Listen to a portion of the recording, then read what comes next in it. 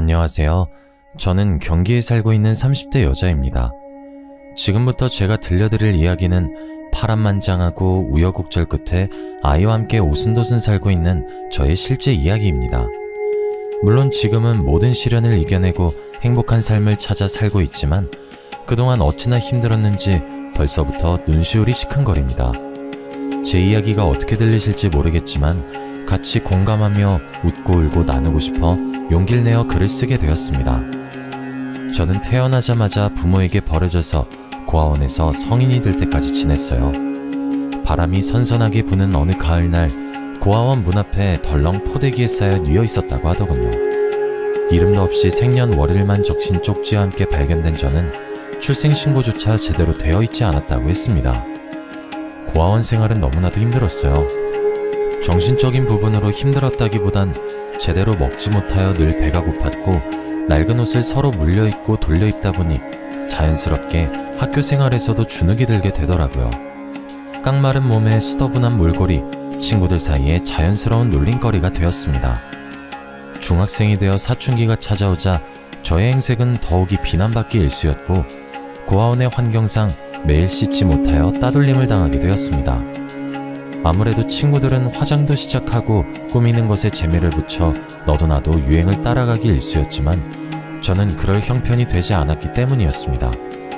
고아원에 돌아가면 항상 어린 동생들을 돌보아야 했고 시설에 오래 머물 수 없다는 것을 잘 알았기에 일거리를 찾아다녔습니다. 생활력이라도 있어야 먹고 사는데 문제가 없다고 생각했기 때문이었습니다. 공부할 시간이 부족할 정도로 고아원 살림에 보탬이 되려 했고 자연스럽게 성적도 바닥을 기게 되었죠. 그러니 같은 반 친구들은 저를 더욱 만만하게 보게 되었습니다. 중학교 시절이 지나가고 고등학생이 되자 왕따의 형태는 더욱 악랄함을 띄우게 되었어요. 일반적인 놀림이 아닌 괴롭힘이 시작되었죠. 책상과 의자는 늘 복도 밖으로 나가 있기 일쑤였으며 하루하루가 지옥 같았습니다. 선생님과 상담을 해보기도 했으나 네가 좀 씻고 다니면 되지 않겠냐? 라는 상처뿐인데야만 오갔습니다. 저는 자연스럽게 사람에 대한 공포가 생겼고 성인이 되어서도 대인공포증을 이기지 못했습니다. 고등학교를 어떻게 졸업했는지도 모르게 연말은 바빴습니다. 저는 성인이 되었고 자연스럽게 고아원을 퇴소해야 했기 때문입니다. 고등학교 졸업식은 상상도 하지 못했고 저는 바로 취업이 가능한 일자리를 찾았습니다. 하지만 대인공포증이라는 게 얼마나 무서운 일이던지 사람을 마주하는 일은 문득 찾아오는 호흡곤란과 식은땀, 경련 때문에 오래 일을 할 수 없었습니다. 저는 여러 아르바이트를 했지만 채 한 달을 채우지 못하고 그만둔 일자리들도 수두룩했습니다. 결국 사람의 얼굴을 마주하지 않아도 되는 일을 찾다 보니 콜센터에 취업을 시도했습니다. 콜센터는 통화로만 상담이 이루어지기 때문에 꽤 큰 오픈마켓 회사였으나 취직이 바로 가능했고 업무로 투입되었습니다. 하지만 어리석게도 저는 고객 상담을 우습게 알았기에 그 일이 얼마나 힘든 일인지 알지 못했습니다. 보통 상담 전화를 하게 되면 반품이나 교환 혹은 배송 문의로 전화들을 많이 한다고 생각했는데 전혀 아니었습니다. 오히려 반품, 교환, 배송 문의가 들어오면 기분 좋은 상담을 마칠 수 있을 정도였죠. 콜센터에서 일해보신 적 있으신 분들은 공감해 주시겠지만 다짜고짜 욕부터 하는 고객님들, 안 되는 걸 되게 해달라는 고객님들, 배송이 늦게 온다고 전액 보상은 물론이고 물건도 오늘 내로 가져오라고 소리 지르는 고객님들까지 아주 다양한 고객들을 마주하다 보니 자연스럽게 저도 감정이 피폐해지더라고요. 일상생활에서 전화 받는 일이 기피될 정도였으니 얼마나 감정노동이 심했는지 짐작이나 가실까요? 성인의 사회란 이렇게나 무서운 것이었나? 학생의 울타리 안에서 보호받을 때가 행복했구나 하며 하루하루를 보냈습니다. 그러던 어느 날 엄청난 진상 고객을 만나게 되었습니다. 상담 전화가 연결되자마자 다짜고짜 소리를 지르며 배송 온 물건이 다 파손되었는데 아이 이유식이었다고 어떻게 할 거냐고 소리를 지르더군요. 아이 이유식이라고 하시니 일단 죄송하다고 말씀드리고 이유식을 교환 처리하여 새 제품으로 다시 보내드리겠다고 했습니다. 그러자 고객님께서 지금 당장 상담 전화 받은 네가 가져오라고 소리를 지르며 너 때문에 우리 아이가 굶고 있다고 하시는 겁니다. 사실 배송은 배송팀에서 하는 업무이기 때문에 상담만 받는 저는 교환이나 혹시나 환불 처리밖에 해드릴 수 없었거든요. 기계적인 답변이 오가자 고객님께서 기분이 나쁘다고 하시면서 배운 것 없이 멍청하게 살았으니 콜센터 직원이나 하고 있지 않냐면서 파손된 제품 때문에 더러워진 복도도 당장 와서 청소하고 가라고 하더군요. 저는 죄송하다고 빌었으나 고객님의 분노는 쉽게 가라앉지 않았고 결국 해당 전화는 상위 부서로 넘어가게 되었습니다.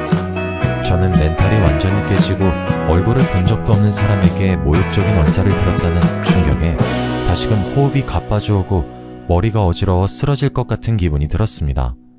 10분 쉬겠다고 말씀드리고 자리에서 일어나 건물 밖으로 나가려는데 머리가 핑 돌면서 무게중심이 쏠리더군요. 이대로 넘어지겠다 싶은 순간 저를 잡아준 한 사람이 있었습니다. 괜찮으세요? 아, 정말 감사합니다. 하마터면 크게 다칠 뻔했네요. 괜찮아요. 저를 걱정스럽게 바라보는 눈빛에 슬쩍 볼이 붉어졌습니다. 어디 다친 것도 아니고 다치기 전에 붙잡아주기까지 했는데 처음 보는 사람이 이렇게 나의 안위를 걱정해주다니. 방금 전 통화에서 받은 상처가 조금 옅어지는 기분이 들었습니다.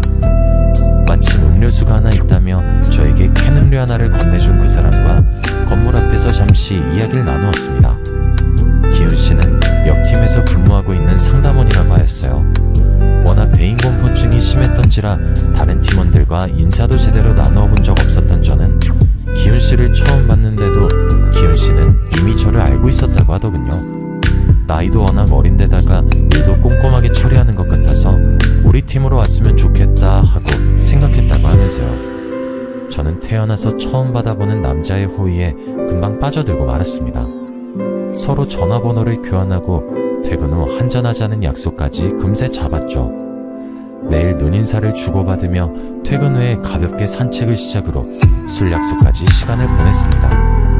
자연스럽게 기훈씨와 손을 잡기 시작했고 헤어짐이 아쉬워 함께 밤을 지내기도 했습니다. 그렇게 자연스럽게 연인 사이가 되었어요. 남자친구라는 존재는 생각보다 저에게 매우 큰 존재였습니다.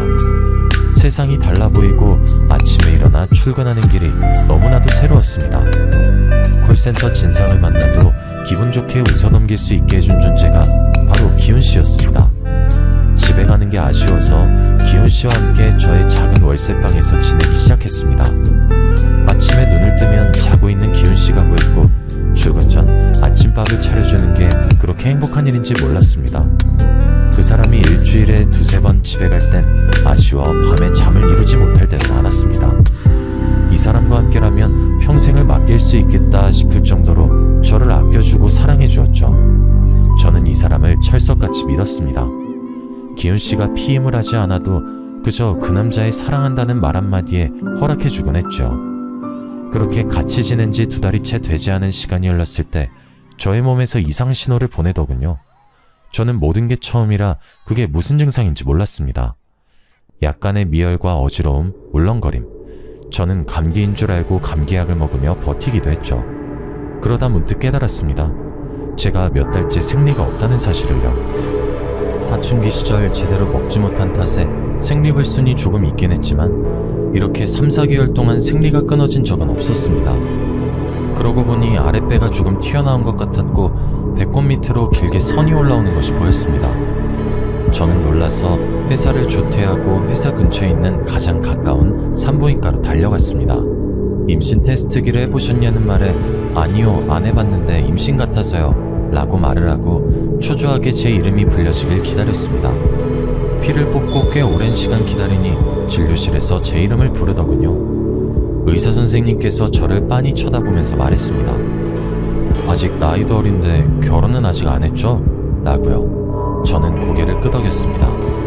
의사 선생님께서 작은 숨을 포 뱉으시고는 계획이 있었던 임신이냐고 묻길래 저는 고개를 푹 숙였습니다.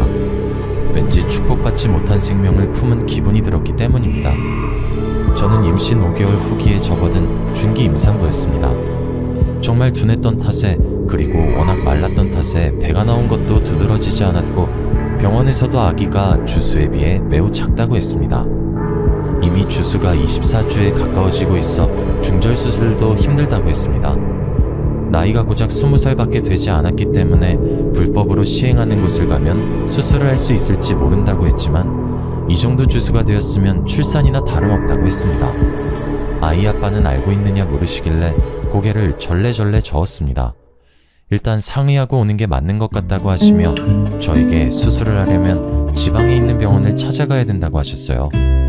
저는 일단 의사 선생님의 말씀대로 그날 저녁 기훈씨가 집으로 돌아왔을 때 말을 했습니다. 기훈씨, 나 할 말이 있는데 오늘 조퇴하고 병원에 갔다더니 몸은 괜찮아? 어디 아픈 거야? 쉬어야 하지 않겠어? 나 사실 임신했대요.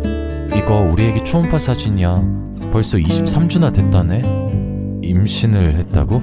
기훈씨의 표정이 오묘하게 바뀌는 것을 보고 저는 일이 단단히 틀어졌다는 생각이 들었습니다. 사귀는 동안 단 한 번도 보지 못했던 화를 꾹 참는 듯한 차가운 얼굴을 보았거든요. 임신한 게 무슨 잘못인가 싶어 기훈씨의 눈치를 봤지만 그 다음 그가 뱉은 말은 충격적이었습니다. 내 아이가 맞아? 확실해? 뭔가 착각한 거 아니야? 그게 무슨 소리야. 그럼 기훈씨 말고 또 누가 있어요? 지금 나를 의심하는 거예요? 당연히 난 당신이 피임을 하고 있다고 생각했어. 피임을 안 한 건 나 혼자만이 아니라 기훈씨도. 당연히 남자는 피임하는 게 번거롭지. 당신이 알아서 잘 챙겼어야 하는 법은 아니야? 그럼 우리 아이는 어떻게 하라는 소리예요? 지금 지우라는 뜻인 거야? 당연히 지워야지. 누구 발목을 잡으려고. 내가 당신이랑 결혼이라도 할 줄 알았어? 저는 정말 한 대 얻어맞은 듯한 충격이 휩싸였습니다. 물리적인 폭력만 없었지 이미 마음도 몸도 만신창이었죠.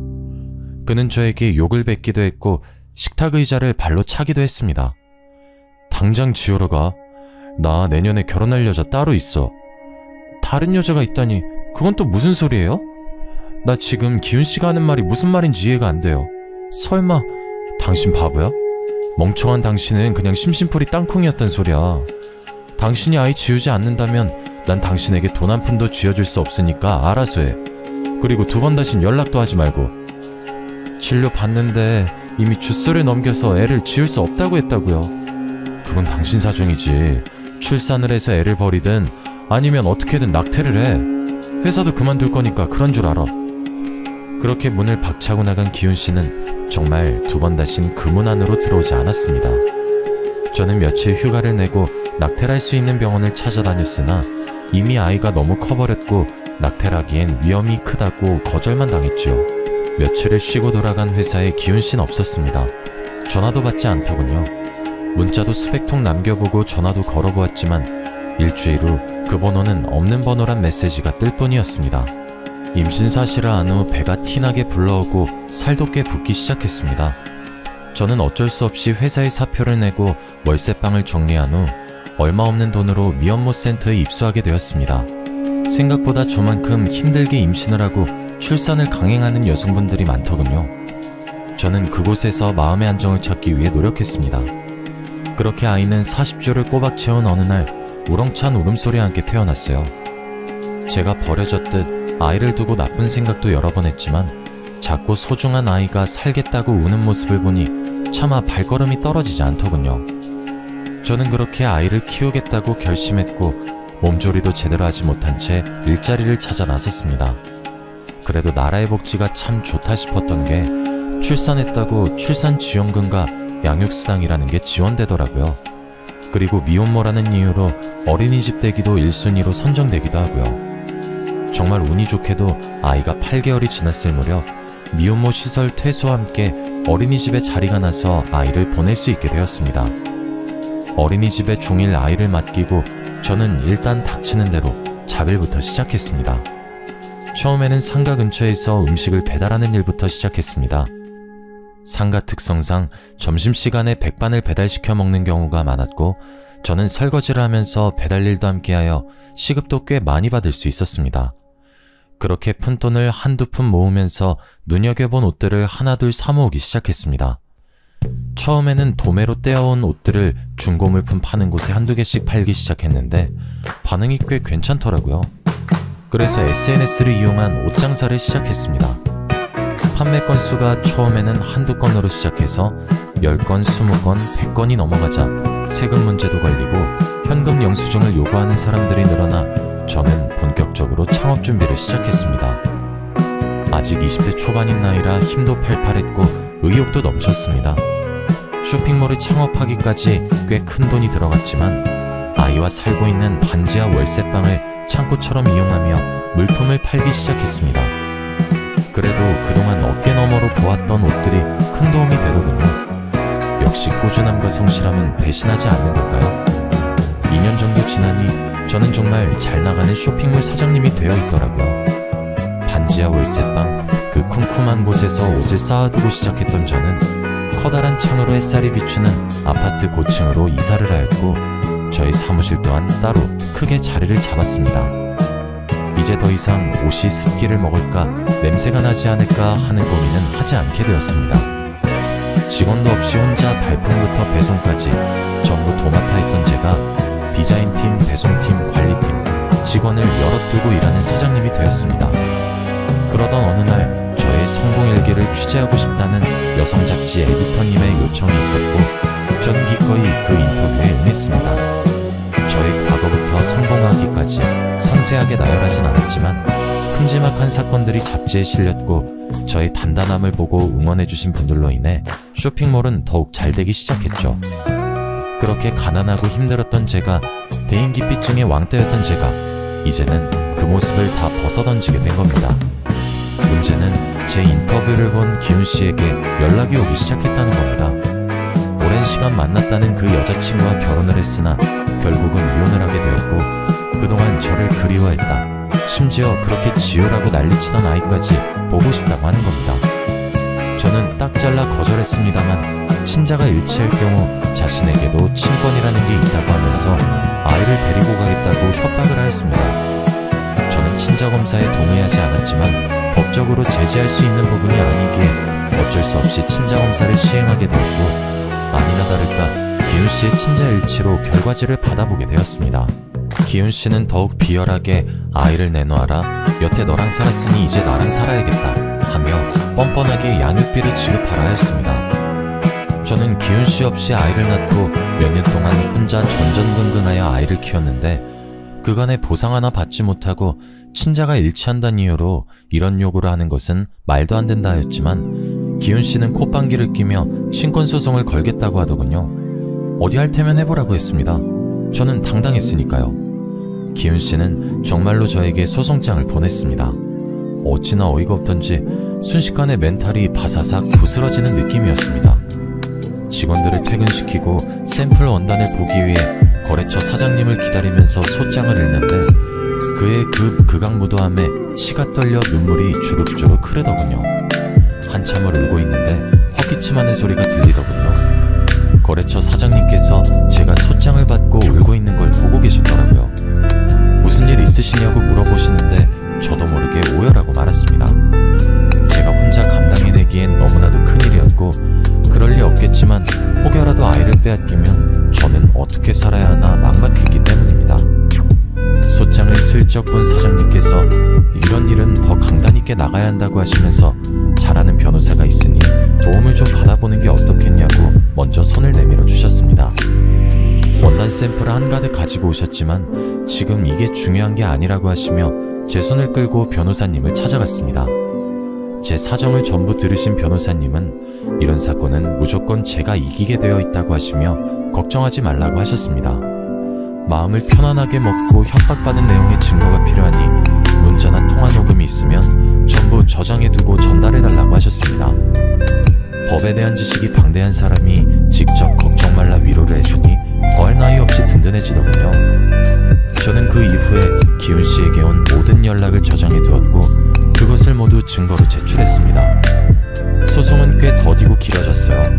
저는 몇 번이고 포기하고 싶었지만 그럴 때마다 거래처 사장님께서 용기를 주셨습니다. 이런 일로 무너지면 아이도 뺏기고 일도 손 놓게 된다고 하시며 여기서 꼭 버텨야 한다고 하셨습니다. 제가 혹여나 나쁜 생각을 가지기라도 할까봐 만사 제쳐두고 제 옆에서 저를 묵묵히 지켜봐 주시더라고요. 사장님은 저보다 나이가 꽤 많았지만 그 부분이 더 의지되기도 했습니다. 어린 저와 다르게 세상의 이치를 많이 알고 계신 것 같았거든요. 제가 우울해할 때마다 맛집을 찾아서 데려가 주기도 하고 사무실 안에만 콕 틀어박혀 있을 땐 바람 쐬자며 드라이브도 시켜주시고 우린 그렇게 오랜 시간을 함께 했습니다. 소송이 1년쯤 안 되었을 때 마무리가 되었는데 그때까지 매일 저에게 안부를 묻고 저를 기다려준 사장님께 저도 모르게 마음이 쏟아지더라고요. 당연히 소송은 승소하였습니다. 친권과 양육권 모두 제가 가져올 수 있게 되었고 친부인 기훈씨는 저에게 양육비를 지불하라는 판결을 받았죠.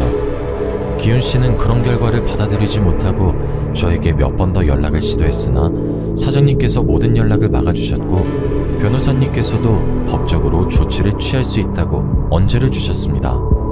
기훈씨는 예상치 못한 반격에 양육비는커녕 1원 한 푼 주지 않고 그대로 연락을 끊고 잠수를 타더라고요. 제가 저런 찌질한 사람을 사랑했었다니, 나의 하나뿐인 소중한 아이의 친부라니 진절머리가 나더라고요. 또 한 번 시련을 이겨낸 저는 정말 돌멩이처럼 단단한 사람이 되었다고 생각했습니다. 그 일이 일어나기 전까지 말이죠. 저는 사장님과 진지한 만남을 가졌습니다. 저희 아이와도 잘 놀아주고 정말 애정을 듬뿍 담아 대하는 것이 느껴졌기 때문입니다. 지나칠 만큼 과분한 사랑에 가끔 이질감이 느껴지기도 했습니다만 워낙 나이 차이가 있는지라 그 나이의 감성을 제가 따라가지 못한다고 생각했죠. 어느덧 아이가 7살이 되고 저에게 가끔 "난 왜 아빠가 없어요?" 하고 물을 때마다 꼭 죄인이 된 기분이 들었습니다. 이 사실을 사장님도 알고 있었어요. 저는 아이에게 얼머부리기 바빴지만 사장님은 조금 달랐나 봅니다. 저에게 청혼을 하더군요. 5구 다이아 반지를 내밀며 저에게 결혼해줬으면 좋겠다고 하는데 그 반지가 제 손에 꼭 맞아서 들어가더군요. 처음 받아보는 반지에 눈물이 왈칵 쏟아졌습니다. 직원들에게도 꽤나 축하를 받았어요. 그렇게 결혼합시다 라는 말과 함께 결혼 준비가 시작되었습니다. 처음 하는 결혼식이다 보니 준비할 게 한두 가지가 아니더군요. 얼른 시댁 어르신께 인사를 드리는 게 먼저여서 잔뜩 긴장을 한 채 인사를 드리러 갔습니다. 아니나 다를까 과묵하신 시부는 눈빛에서 저를 탐탁지 않아 하는 것이 느껴졌고 시모는 대놓고 말씀하시더군요. "아무래도 우리 아들은 초혼인데 너네 딸린 여자다 보니 썩 반갑진 않구나." 저도 제가 우민씨와 꼭 맞는 사람이라고 말씀드릴 순 없지만 누구보다 내주 열심히 하면서 잘 살겠습니다. 그래도 돈은 좀 있다고 하니 구색은 제대로 맞춰줬으면 좋겠는데 그 정도는 내가 바래도 되겠지? 제가 어떤 걸 준비하면 될까요? 예단 말씀하시는 거죠? 네가 고하다 보니까 아는 게 없을 것 같아서 내가 미리 준비해놨다. 지민아, 그 목록 적은 종이 좀 들고 오렴. 그래, 예비 옳게. 이건 엄마가 적은 목록이고 내가 원하는 건 따로 톡으로 보내놓을게. 시댁의 말투나 행동에 너무나도 상처를 받았지만 제가 미혼모의 입장으로 살아왔던지라 대꾸할 말이 없더군요. 처음부터 이런 상황을 인지하지 못했던 부분도 아니었기에 꾹 참고 넘어갔습니다. 시댁에서 받아온 예단 목록을 집에 와서 펼쳐보니 가관이었습니다. 각종 브랜드의 TV, 냉장고, 김치냉장고 물론이며 소파에 침대에 홈시어터, 시부의 골프채 목록까지 다양하게 적혀있더라고요. 시모의 명품 가방, 오피까지 적혀있는 목록만 다 합쳐도 수천을 쏟아부어야 가능하겠더라고요. 우민씨를 붙잡고 "이 목록은 과하다. 여기서 정말 필요한 것 몇 가지만 체크해달라" 요구했지만 우민씨도 남처하단 입장이었습니다. "네가 어리긴 하지만 그래도 아이도 있고 돈도 있고 하니까 이번만큼은 우리 부모님 욕을 따라줄 순 없을까?" "이건 너무 과해요, 사장님. 사장님께서 지난번에 TV도 새로 샀다고 안 하셨어요?" "그땐 55인치 TV를 샀는데 우리 부모님께서 큰 TV를 원하시나봐. 75인치 정도면 적당할 것 같아." "있는 살림이 있는데 이 모든 걸 새로 산다니 좀 부담되긴 하네요." "지금 우리 집에 있는 걸 가져오면 되지. 부모님 댁에 새 거 해드리고." "우리 신혼집에 시댁 물건을 갖다 놓자고요? 예단을 줄이고 우리 집에 새 거를 둬야 맞지 않을까요? 어차피 신혼집도 지금 네 집에서 시작할 건데 굳이 우리가 뭘 살 게 있을까? 나 몸만 가면 되잖아." 저는 정말 뭐가 맞는 건지 헷갈리기 시작했습니다. 무난한 결혼 생활을 하려면 부모님께 맞춰야 된다는 말에 수긍이 되지 않았어요. 그동안 혼자 고생하며 이루어낸 모든 것들이 쉽게 빼앗긴 기분도 들었고요. 하지만 사장님의 입장도 있고 저에게 하자 있는 사람이라 이 정도는 충분히 해줘야 한다는 시부모님의 말씀에 저도 모르게 가스라이팅이 되었나 봅니다. 결국 어리석은 저는 그 모든 예단을 들어드리기로 결심했어요. 하지만 예단 목록은 거기서 그치지 않았습니다. 제가 예단을 모두 해드리겠다고 말씀드린 날 신우이에게 톡이 도착했어요. 올케, 내가 그때 말했던 필요한 목록 보내놓을게. 명품 가방 2개, 명품 구두 3개, 명품 브랜드 정장 2벌, 원피스 1벌, 코트 1벌. 그리고 나 돈이 좀 필요해서 그러니까 1000만 원만 줘. 내가 지금 취업을 좀 해야 할 것 같은데 올케 쇼핑몰 엄청 크더라. 거기에다 한 자리 꽂아주면 좋겠는데. 뭐 일거리 최대한 없는 쪽으로, 월급은 두둑하게. 알지? 원래 가족들은 다 그렇게 꽂아주고 하는 거야. 기다릴게. 저는 톡을 받고 경악을 금치 못했습니다. 명품 가방, 구두, 의류에 현금 1000만 원이라니. 저도 손이 떨려 사지 못한 것들입니다. 너무나도 당당하게 요구하기에 저도 당연하게 거절하였습니다. 지금 말씀하신 부분은 너무 과한 것 같아요. 이미 어머님 예단 목록으로도 충분하다고 생각됩니다. 말씀하신 명품 가방이나 의류들은 저도 비싸서 구매하지 못한 것들이에요. 그리고 쇼핑몰 일자리는 제가 생각해 보겠습니다. 일거리 최대한 없는 자리는 없지만 노력해 볼게요. 어머, 올케? 올케 내가 무섭지도 않은가 봐? 내가 여기서 어깃장 놓으면 결혼 무르게 될걸? 내가 억 단위를 요구한 것도 아니고 고작 1000만 원의 가방 옷 몇 개잖아. 그거 다 해야 3000만 원도 안 될 건데. 올케네 쇼핑몰 그 정도는 벌지 않아? 잡지엔 뭐 매출이 몇십억대라고 하던데. 매출이라는 건 순이익을 말하는 게 아니라서요. 직원들 월급에 상품 사입에 관리까지 하려면 남는 게 많진 않아요. 그건 내가 알 바 아니니까 내 말 무시하지 말고 꼭 준비해줬으면 좋겠어. 백화점 갈 때 같이 가고. 답장 안 할게.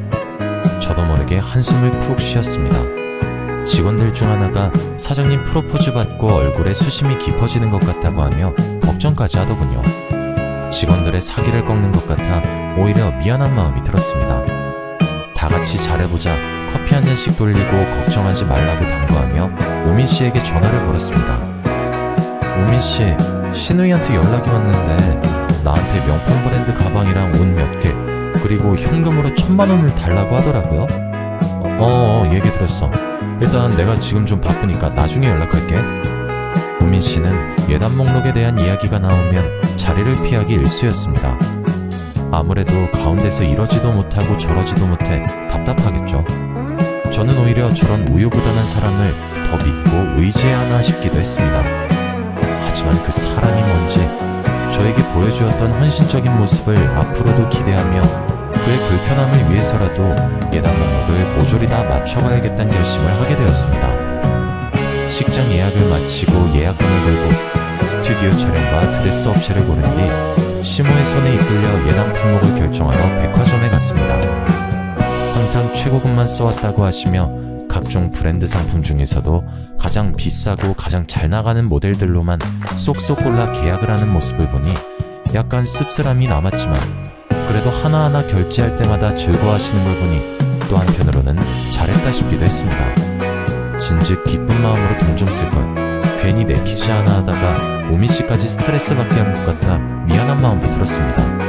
현재 짐이 있으니 결혼식 끝나고 신혼집에 시댁 물건들 옮기고 시댁으로 새 가구 가전을 배송받기로 예약까지 다 걸어뒀습니다. 신우이는 백화점 갈 때 자기 물건도 같이 샀으면 얼마나 좋았겠냐고 투정부렸지만 시댁 예단 물품으로도 너무 힘들었기에 다음을 기약하였습니다. 하나하나 잘 풀려가고 있다고 생각이 들었지만 진짜 복병이 시작되었습니다. 쇼핑몰에 한 자리 달라던 신우이가 하루도 빠짐없이 사무실에 출근을 했기 때문이죠. 사무실 주소도 알려주지 않았는데 어떻게 검색을 해서 찾아온 건지 우민씨를 추궁했지만 우민씨도 알려준 적 없다고 선을 그었습니다.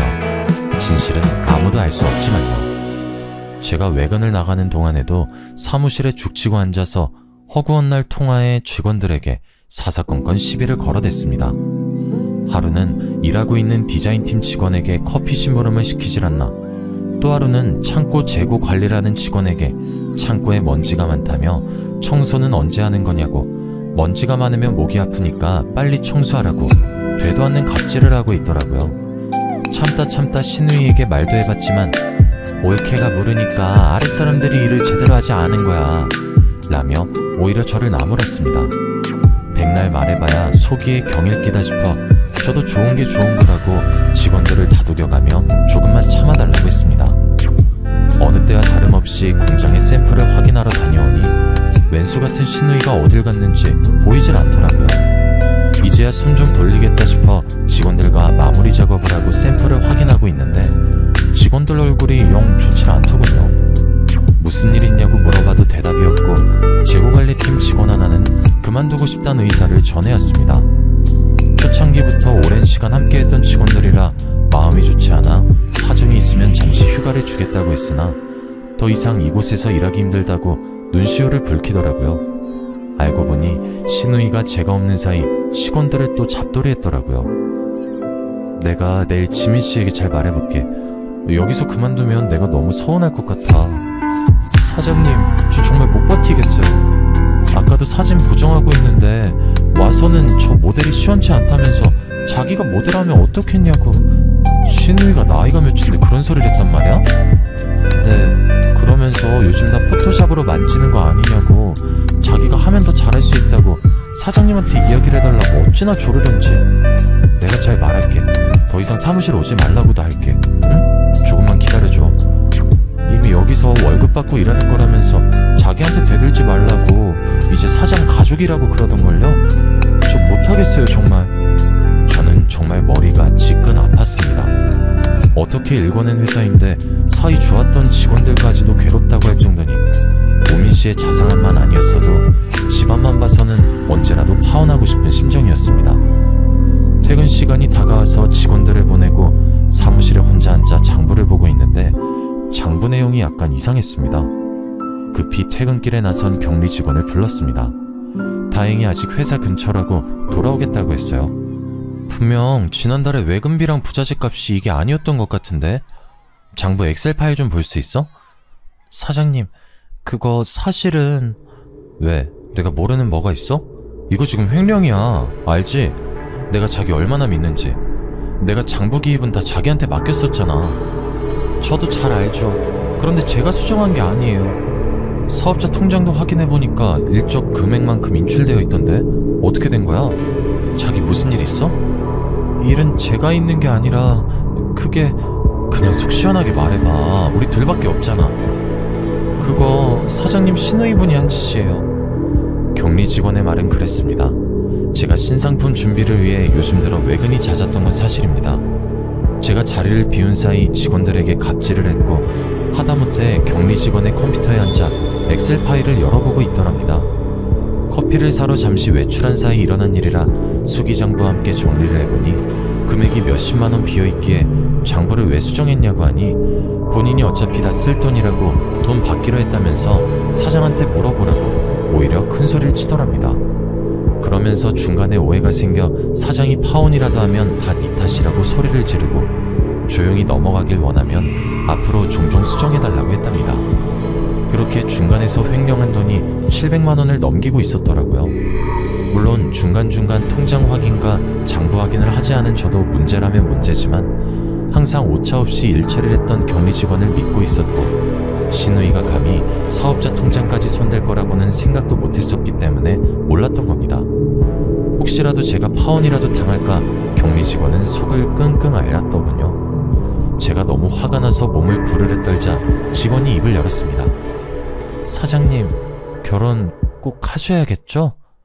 왜? 이거 말고 다른 일 있어? 저 정말 한치의 거짓도 없이 사장님께 그대로 사실만 전하는 거예요. 저 의심하지 마세요. 왜 그래? 무슨 일인데? 사실 요즘 사장님 외근 나가실 때마다 그 신우이 분께서 회의실에서 자꾸 전화를 하시더라고요. 누군진 모르겠지만 친구 같기도 하고. 근데 통화 내용이 사장님도 아셔야 할 것 같아서요. 제가 엿들으려고 들은 건 아니었는데요. 뭔데 그래? 그분 말대로라면 남동생이 정말 제대로 호구 하나 물어왔다고 쇼핑몰 명의도 곧 자기 명의로 바꿀 거라고 하시면서 굳이 필요도 없는 가전제품이며 가구며 집 인테리어까지 싹 바꿀 거라고 하셨어요. 아니 정말이야? 그동안 내가 어떻게 해줬는데 이런 식으로. 그리고 어차피 가족으로 생각도 안 하는 버러지라면서 고아 출신이라 가족이라는 이름만 붙으면 다 진짠 줄 안다고 막말하더라고요. 조만간 건물도 하나 사달라고 해서 카페도 차릴 예정이니까 카페 차리면 와서 알바 좀 하라고. 심지어 사장님이 월급도 다 내줄 거라고 하면서 말하셨어요. 아니 잠깐만, 나 머리가 너무 아파서. 사장님, 제가 정말 오랜 시간 사장님과 함께 했고 친언니 같아서 하는 말이에요. 정말 저 집안 사람들 순 사기꾼 같아요. 제발 파혼하셔요. 지금 나한테 한 말 전부 다 사실이고 혹시라도 싸움이라도 생기면 증언해줄 수 있어? 당연하죠. 제가 혹시 몰라서 회의실 CCTV도 저장해뒀어요. 소리가 워낙 작게 녹음되긴 했지만 무슨 말인지는 알아들을 수 있어요. 정말 너무 고맙다. 이 은혜를 내가 어떻게 갚아야 할지. 사장님만 행복하시면 돼요. 어서 빨리 저 썩은 집안에서 탈출하시길 바랄게요. 저는 격리 직원에게 CCTV 영상이 담긴 USB를 받았습니다. 그간 횡령해간 증거가 담긴 장부 원부 또한 들어있었습니다. 이제 일말의 정도 다 떨어졌고 우민씨가 손이 발이 되도록 빈다 해도 되돌아갈 생각이 들지 않았습니다. 이제서야 콩깍지가 벗겨진 거였죠. 그날 저녁 퇴근을 하고 아이와 함께 시간을 보내면서 아이에게 다시 한번 미안하단 말을 했습니다. 아빠가 생길 거라고 좋아했었는데 들어주지 못할 것 같다고 하니 아이가 저를 꼭 안아주더군요. 나는 엄마만 있으면 돼. 엄마를 제일 사랑해. 라고 하면서요. 한참을 울다 마음을 정했습니다. 저는 그날 주말 시댁과의 식사 자리까지 기다렸습니다. 한 번에 터뜨리는 편이 좋을 것 같았어요. 주말이 오기 전 백화점에 들러 예약해두었던 가구와 가전을 모두 취소했습니다. 가전제품은 아직 상품을 받지 않아 전액 환불이 가능했고 가구 상품 중 일부는 주문 제작 상품이라 예약금을 날리긴 했지만 모두 취소하고 나니 마음이 편안했습니다. 그 후엔 웨딩 플래너에게 위약금을 주고 스튜디오와 드레스 메이크업, 식장 모두 취소했습니다. 그 정도 금액은 아깝지도 않더라고요. 다행히 백화점에서도 웨딩 플래너도 우민씨에겐 따로 연락하지 않은 것 같았습니다. 아무렇지 않게 주말에 소고기를 먹자고 우리 부모님 몸보신 좀 하셔야겠다고 괜찮은 강남에 고깃집 예약을 해놓으라고 연락이 왔더군요. 경기도에서 강남 가려면 꽤 먼 거리인데 데이트할 땐 한 번도 안 가던 동네를 자기 부모님 몸보심해야 한다고 가자고 하니 화가 나더라고요. 이래서 콩깍지라는 게 무서운 건가 하는 생각도 들었습니다. 하지만 마지막 만남이니 최후의 만찬을 프라이빗하고 비싼 곳에서 보내도 괜찮겠다 싶었습니다. 어차피 제가 계산할 마음은 하나도 없었거든요. 주말 저녁에 시부모와 시누이, 우민씨, 그리고 저 이렇게 5명이 만나 식사를 했습니다. 1인분에 10만원에 달하는 고기를 어찌나 추가하던지 돈 100만원 넘게 나올 텐데 속 꽤나 쓰리겠다 싶었어요. 배가 불러오자 시모가 이야기를 꺼내더라고요. 예, 내가 이 동네에 좋은 자리를 하나 받았는데. 어떤 자리요? 에휴, 답답해라. 고아라서 그런가 말귀를 척척 알아듣질 못해. 무슨 자리겠어? 부동산이지. 직원이 전해주었던 카페 이야기를 하더라고요. 아무튼 값이 좀 나가긴 하지만 너야 능력 되잖니? 우리도 노후 좀 즐기고 싶고 우리 명의로 카페 내서 직원 쓰면서 관리나 하고 싶어서 말이야. 그래서요? 뭐가 그래서요야? 네가 돈 좀 내라 이거지.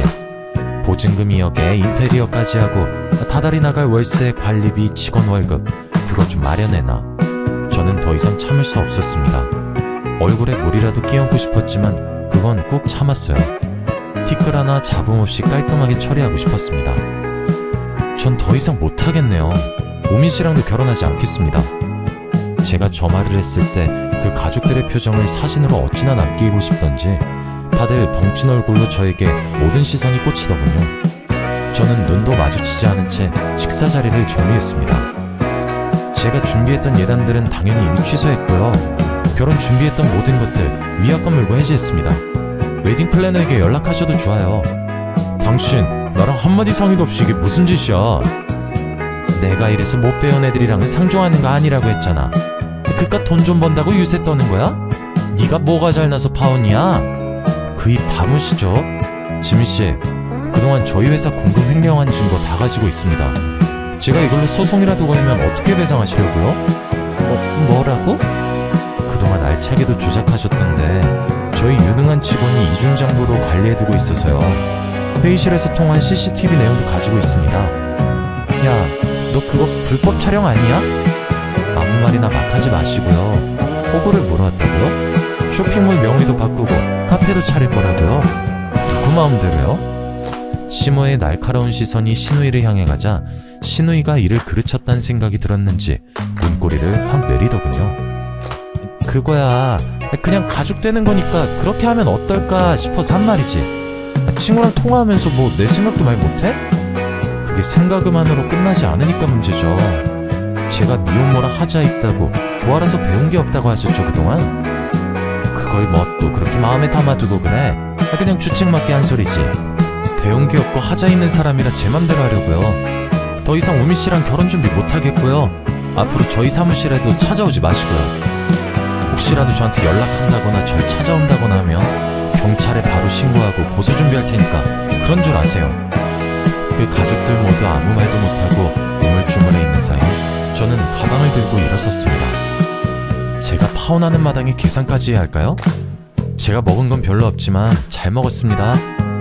그렇게 저는 뒤도 돌아보지 않고 그 자리를 박차고 나왔습니다. 속으로 어찌나 통쾌하던지 얼른 집에 가서 아이랑 치킨이나 시켜 먹어야겠다고 생각했습니다. 집에 도착해서 치킨을 주문하고 아이랑 같이 기다리고 있는데 벨이 띵동 울리더군요. 치킨인 줄 알고 문을 열었더니 우민씨가 있었습니다.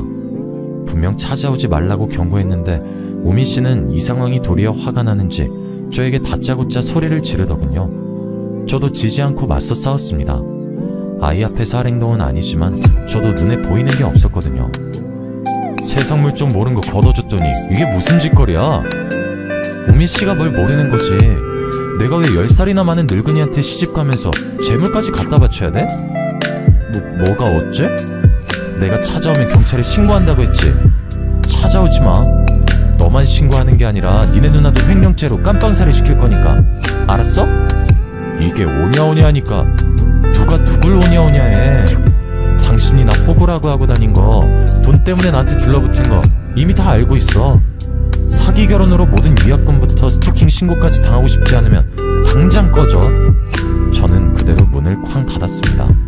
두어 번 벨을 더 누르는 소리가 들리고 문을 쾅쾅 두드리는 소리까지 났지만 제가 받아주지 않으니 집으로 돌아간 것 같았습니다. 다음날 출근을 하여 직원들에게 그동안 있었던 일에 대해 솔직하게 말하고 진심으로 사과했습니다.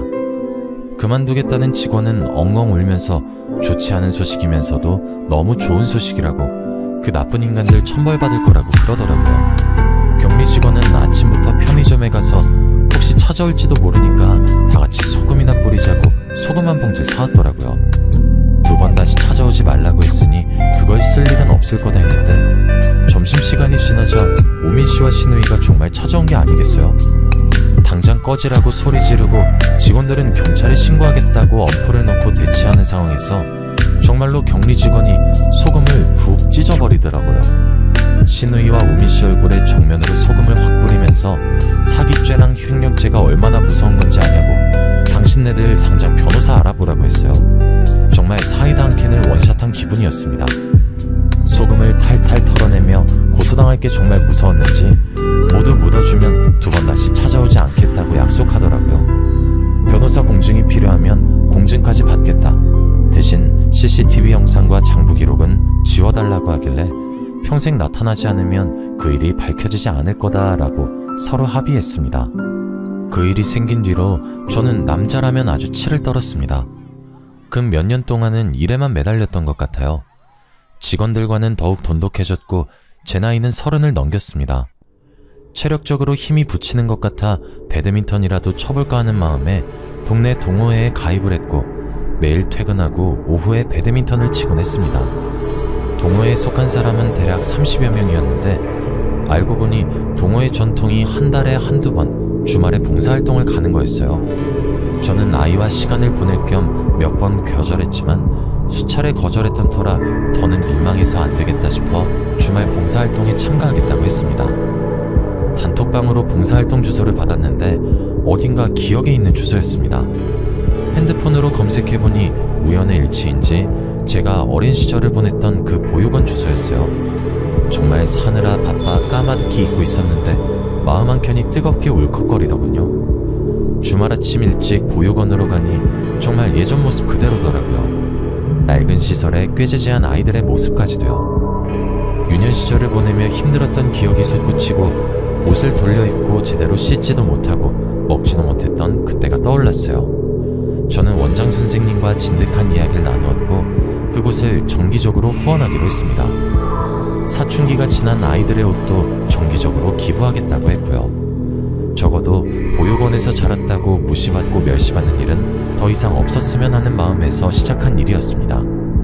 이런 제 모습을 지켜보던 동호회 회원님 한 분이 저에게 엄지손가락을 척 올리더라고요. 쉽지 않은 결정이었을 텐데 후원까지 하는 모습이 참 멋지다고요. 저에게 존경이란 단어를 쓰더라고요. 조금 쑥스러웠지만 그분에게 저의 이야기를 해주었습니다. 저는 보육원에서 자랐고 그로 인해 힘든 학창시절과 사춘기를 겪었다고요.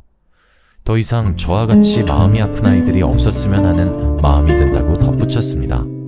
그러자 그분도 아주 놀라며 저에게 말하더라고요. 지금 봉사활동으로 온 곳은 아니지만 본인도 보육원 출신이라고, 저의 말에 충분히 공감이 간다고 하며 보육원 출신이란 이유로 무시받았고 결혼도 번번이 무산되었다고 했습니다. 저희는 그때 처음 서로의 눈을 마주보게 되었습니다. 말로 뱉지 않아도 느껴지는 그런 통함이 있었다고나 할까요? 제 이야기가 너무 길었던 것 같아요.